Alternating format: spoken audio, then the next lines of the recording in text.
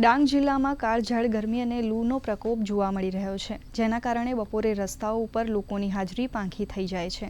ડુંગરોના તપવાના કારણે લોકો કાળઝાળ ગરમીનો અહેસાસ કરી રહ્યા છે। ગરમીથી બચવા સ્થાનિક લોકોમાં ચોખા જુવારનું આંબીલ બનાવીને પીવાની પણ પ્રથા છે। ત્યારે સરકારી આયુર્વેદિક હોસ્પિટલમાં પણ આ સ્વાસ્થ્યવર્ધક પીણું દર્દીઓને આપવામાં આવે છે।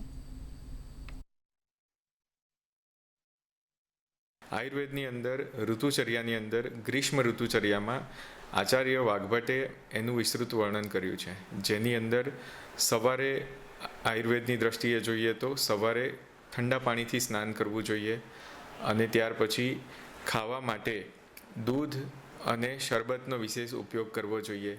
બપોરે બિનજરૂરી બહાર નીકળવાનું ટાળવું જોઈએ, ઘરની અંદર જ રહેવું જોઈએ।